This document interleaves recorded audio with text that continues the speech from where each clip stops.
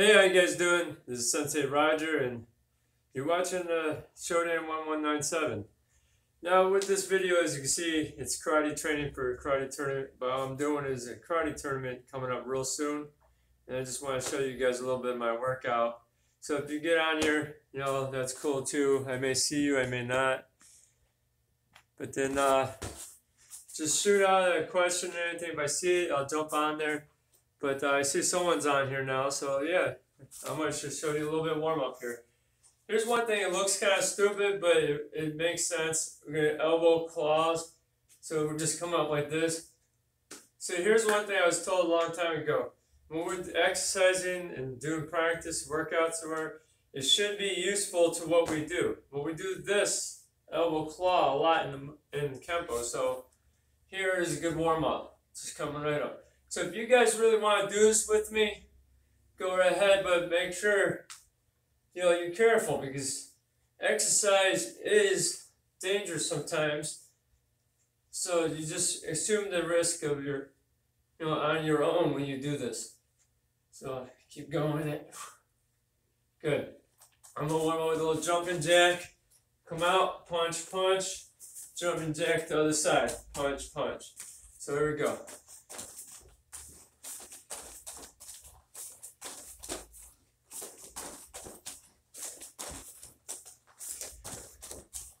Now I'm going to do jumping jack, side kick, jumping jack, side kick.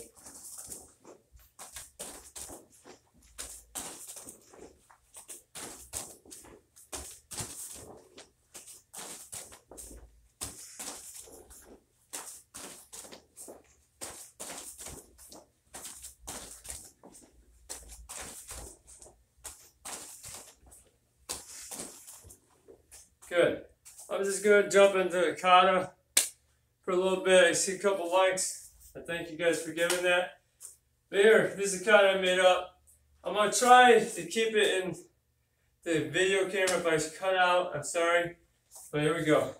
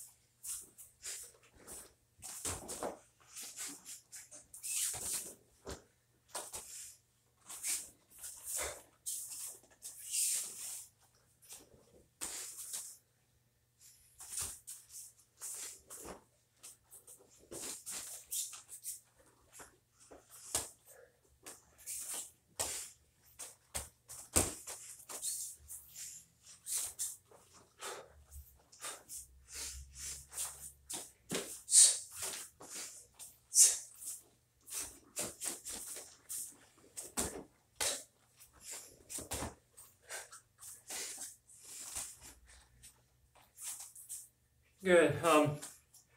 I see someone say, hey to you too.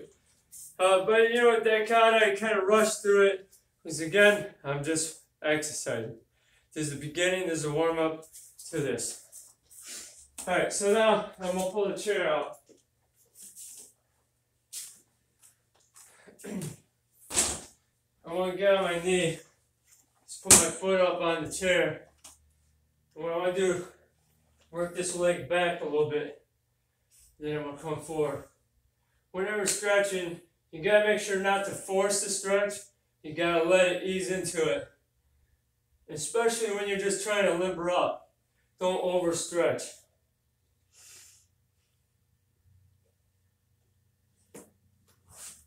And when I'm limbering up, I do less time on stretching. When I'm looking to get the stretch farther, I put more time into that stretch.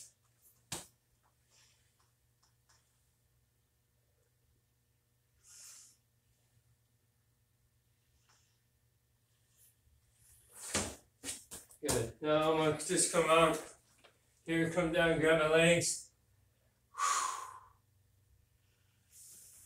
Bow stance. Go to the side.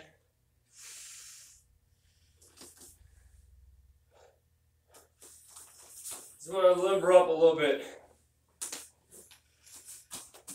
Good. Alright, here we go. What was that jumping for? Loosen my legs back up a little bit. Alright, now what I'm going to do is grab the chair. I'm going to hold my leg up. And then I'm going to throw kicks. Now this could get boring to watch too. If you guys do it with me, that's cool. I'm going to kind of cut it short. I can do it for 15 count, 15 kicks. Then I bring it down to 10, then I bring it down to 5. I'm just going to do a 10 count right now for you guys. But I'm going to lift my foot up. I want to point that foot towards where I'm going. So when I do kick, it's ready to go. So lift the knee up and point the foot towards your opponent. Try not to lean like this too much if you do this. Here we go. 1, 2, 3, 4, 5, 6, 7, 8, 9, 10. 10 kicks. 1, 2, 3, 4, 5, 6, 7, 8, 9, 10. Now those kicks don't have to be super fast. Sometimes it's better doing it slow. You start to feel that after a while. Other side. 1, 2, 3, 4, 5, 6, 7, 8, 9, 10. Here you go. 1, 2, 3, 4, 5, 6, 7, 8, 9, 10. Okay, so now what I do is hold it out, straight out, and then throw kicks. Alright, now you're going to see how low my leg comes up. I don't hold it out very high, guys. Here we go. I'm holding with one leg, or one hand, I mean. I don't hold my legs, do I? Alright, here we go. Leg up, out. 1, 2, 3, 4, 5, 6, 7, 8, 9, 10. Roundhouse kicks. 1, 2, 3, 4, 5, 6, 7, 8, 9, 10. Good, I'm going to do the other side. One thing about Kempo, we're not known for kicking high. So since I'm going to a point tournament, I do like to kick to the head sometimes in that. I got to condition my legs, especially since I haven't done it in a while. So that's why I like to do these drills, to get my muscles used to holding that leg up more and just strengthen it up. All right, we're going to do this side. Here we go. Up, put it out. 1, 2, 3, 4, 5, 6, 7, 8, 9, 10, 10. Here we go. 1, 2, 3, 4, 5, 6, 7, 8, 9, 10. Good. And we're going to do another kicking exercise. I'm going to hold it out. I'm going to hold it up here. I'm going to do side kick, roundhouse kick, hook kick. And I'm going to be back there. We're going to go with 10 of those, of each side. That's one count is 3 kicks. All right, hold it up. 1, 2, 3, 4, 5, 6, 7, 8, 9, one more, 10. All right, doesn't have to be perfect kicks, guys. It's kind of sloppy. Idea is just keeping it up there, trying to get the coordination and then kicking down. All right, here we go. Up, 1. Oh, I almost did that. Let me do that again. I almost did a hook kick first. All right, here we go. 1, 2. I hold this so I can stand up and go slow. 3, 4, 5, 6, 7, 8, 9, 10. Good. Funny thing is, this is the part that was getting sore on this leg when I was kicking on another.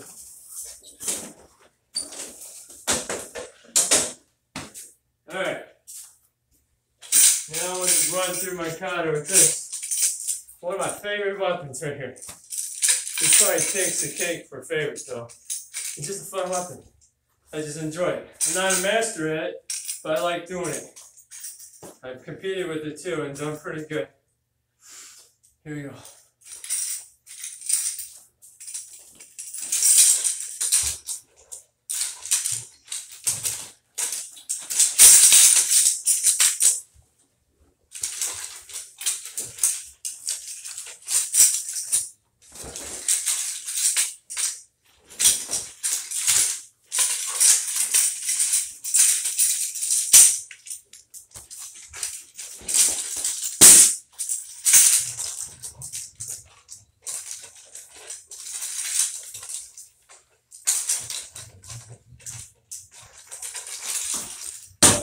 Hit the ceiling. That's how I do it in here, guys. I hit the ceiling.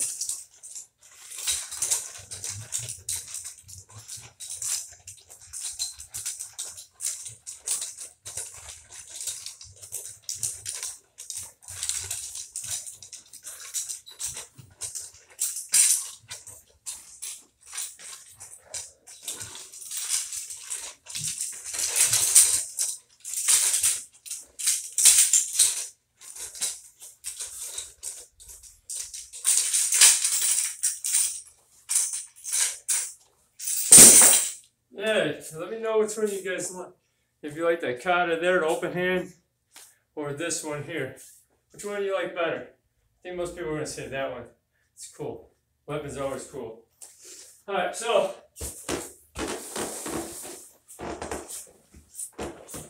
And we're going to go with this nice little guy right here. See him? Say hey. He says hi to you guys. Alright, so I'm going to just work my arms a little bit. I'm going to start out just with a jab, cross, then right hand.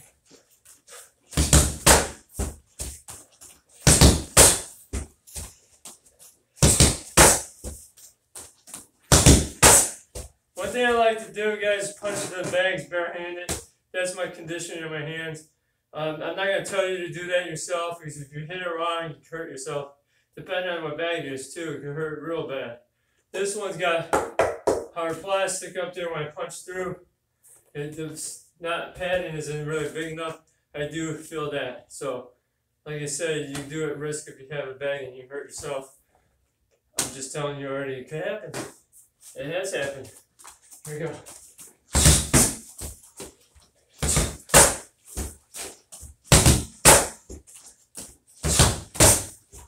And I'm going to do the other side.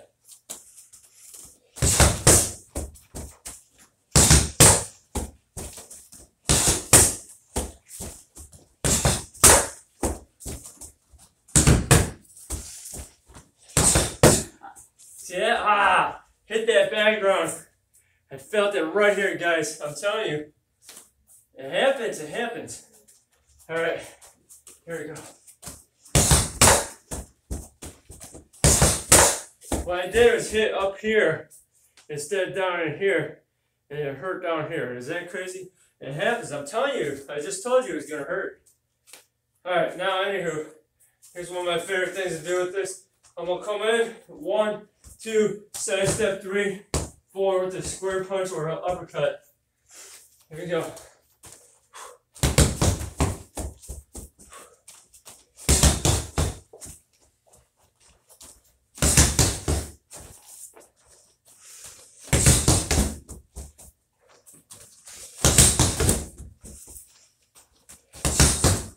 What I like about this, I'll get a guy busy up here. I may not even hit him. Get him busy on a side step that opens up the body. There's another shot to the other side of the body.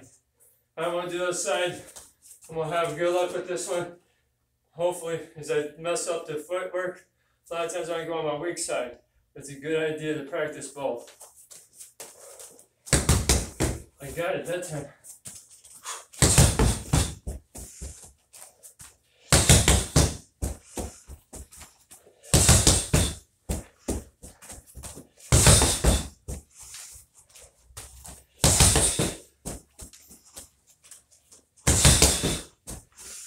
Alright, now I'm going to throw a fake front kick, or just touch it in here. Here's the idea of this. If I'm throwing a front kick, conditioning the guys to block the front kick. As soon as they go to block it, I move it, boom. It doesn't have to be powerful, it's point fighting. Now in the street, would I do that? Absolutely not. Why do I need to kick the head? Come on, there. I see some of you guys that love combat sports, so do I. I'm that guy from the last live. Hey, I see you too. I'm glad you guys are on this. I'm glad you guys are supporting this and watching it while I'm live. A few of my other videos I did it live and had like nobody on it. I'm glad you guys are here. Alright, here we go. Front to the wheel.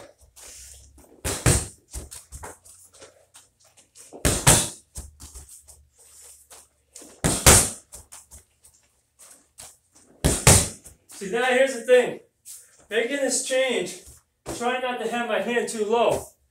I remember one time, long time ago, I was sparring with this one guy. He threw the kick from back leg, dropped his hand.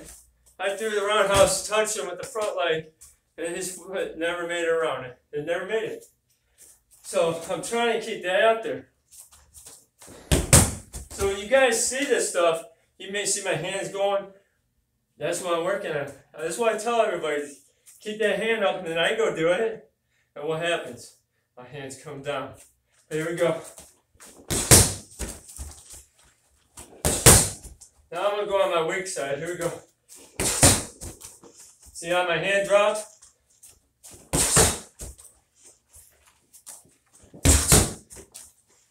Down here.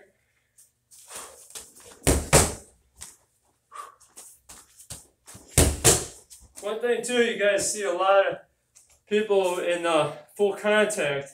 See, I'm not training for full contact. I'm training for point fighting, which is usually just a touch. You don't have to hit that hard. But in full contact, these guys get tired. Hands go down. Shoulders are not roll forward no more. They're kind of resting like this. Hands here, head is up. Knockout time. I was watching UFC the one day and seeing the guy get hit.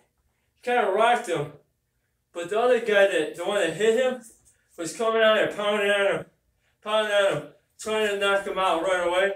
Got on top of him, trying to ground and pound everything. But the guy that got rocked, he just rode the storm, got up. The other guy punched himself out. It was like this. Then I was like, before that round was over, I go, that guy's gonna get knocked out. Someone was with me seeing that, and they're like, how do you know? As I look at his posture. Chin goes up. Sure enough, next round, the other guy was going right to that chin. Took him about 6 times of punching at that chin, and it knocked the guy out. But the guy just kept his hands down, kept trying. He was done. He was exhausted. All right, so that's what I was saying. You see me doing this a lot of times because you get tired. That's why I'm trying to condition.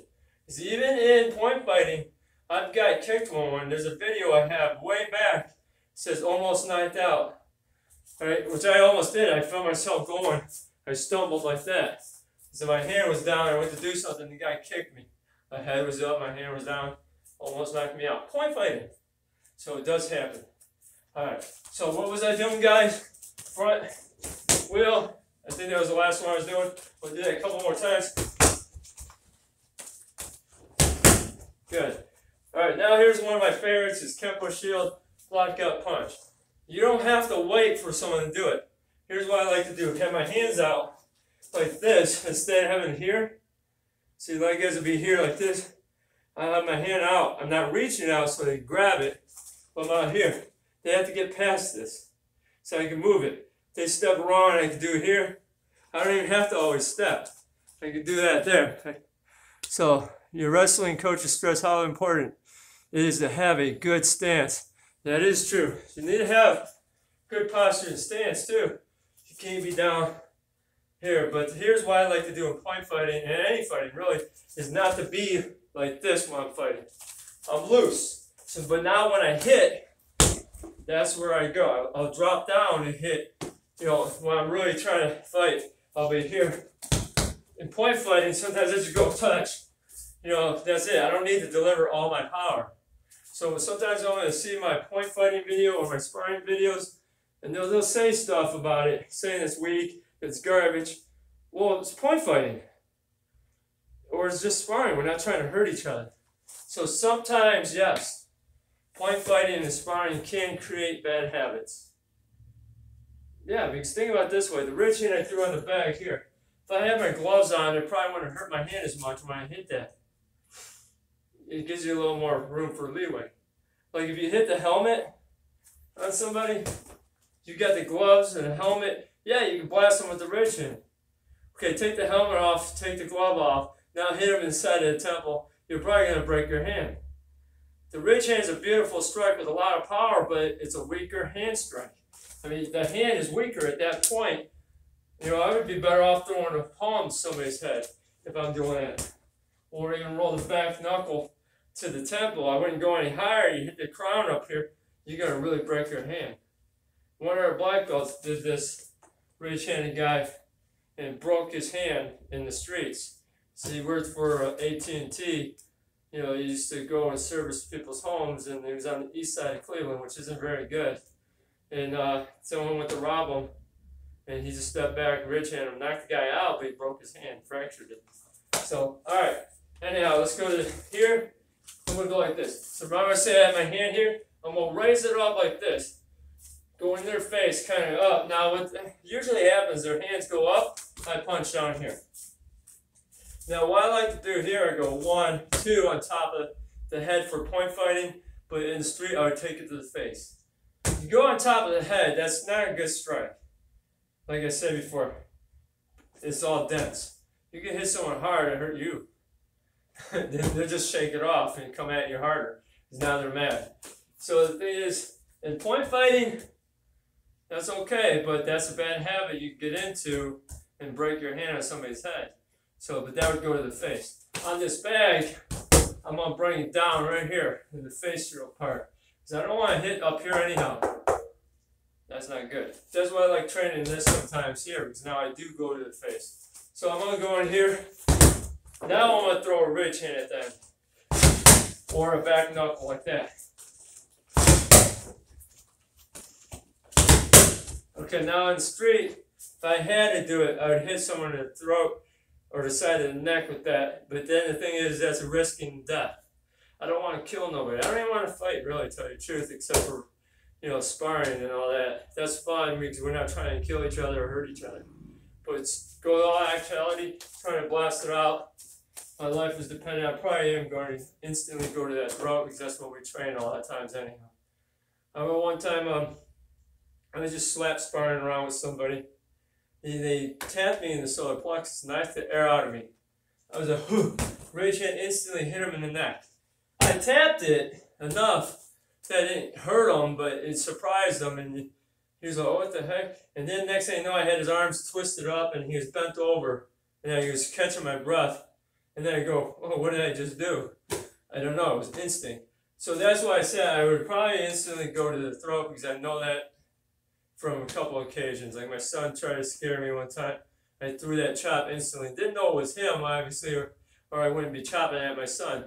Came that close to his throat, really close. And then I just pushed him, because I already had the momentum, and I just pushed him against the house. So he did it outside, which was not a smart move. So I want it like that. So, but here, you can go to the helmet in the point fighting, get that point. You got gloves on to protect you, but don't do that in the street. That's why you could be here, right there.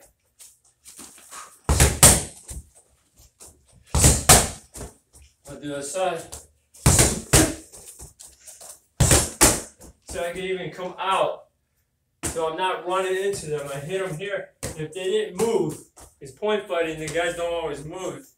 You know, if you hit someone hard, they're probably going to move. Sometimes in point fighting, I hit somebody, they don't really move. So I have to move myself. which is good training. So the sparring and point fighting isn't all bad either. Because the thing is, if someone doesn't really move, what do? You got to adjust and roll with it. Because if you hit someone hard, they might not take them out. It might not hurt them. Good. Alright. I'm gonna put this little bag away. I'm gonna do my 2 katas again, and then I'm gonna call it a night. So if you guys have anything to ask me, shoot it now. Ask me now. So I'll see it, and then I'll try to shoot over there. Alright. This kata I call is Dragon Set. Alright, here we go.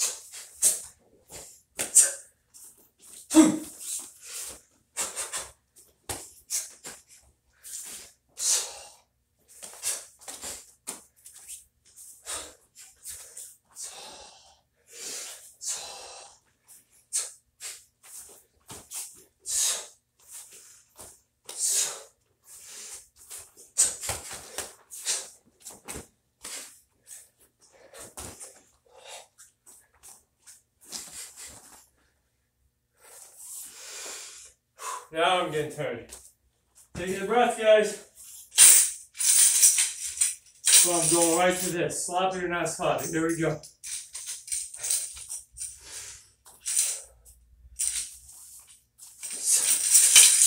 Oh! I didn't have it right. Try to rush it.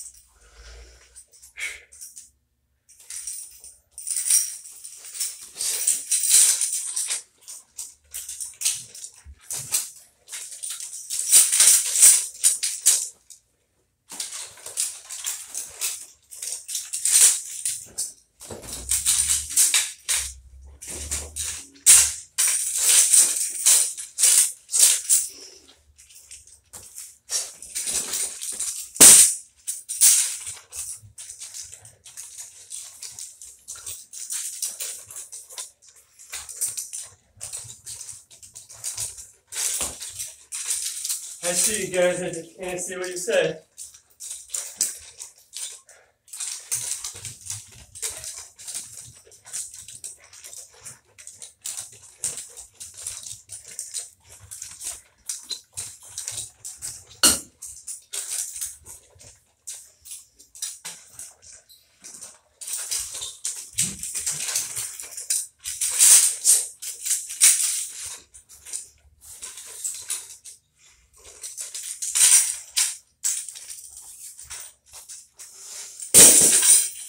Alright guys, sorry I missed what you said last time.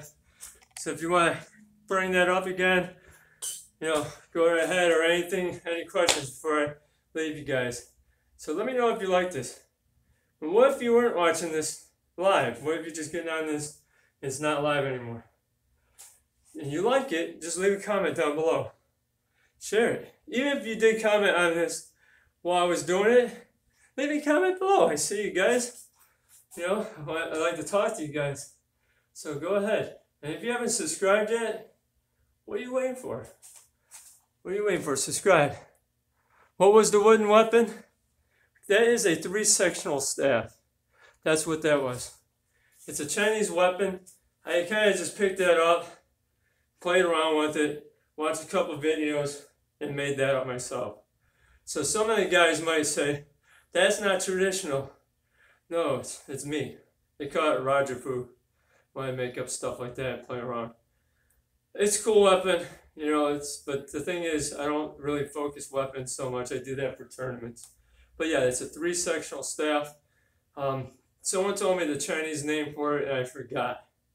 So if someone knows what you call that in Chinese, leave a comment below and let everybody know what that is. So please do so. And like I said, if you didn't subscribe yet, what are you waiting for? Subscribe. All right. God bless you.